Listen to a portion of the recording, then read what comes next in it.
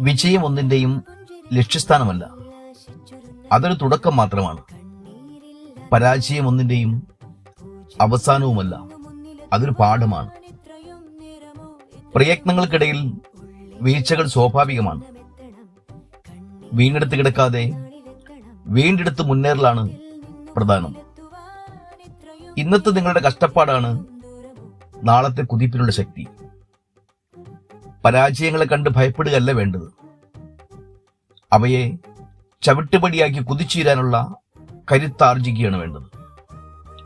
പഠിച്ചു മുന്നേറിയാൽ ജയിക്കാം, പതറി നിന്നാൽ ചിതറിപ്പോകും ശക്തി. നിങ്ങൾ നിങ്ങളുടെ സ്വപ്നങ്ങൾക്ക് വേണ്ടി ഇറങ്ങി പണിയെടുത്തോളൂ, അല്ലെങ്കിൽ മറ്റാരെങ്കിലും അവരുടെ സ്വപ്നങ്ങൾക്കായി നിങ്ങളെ ഉപയോഗിക്കും.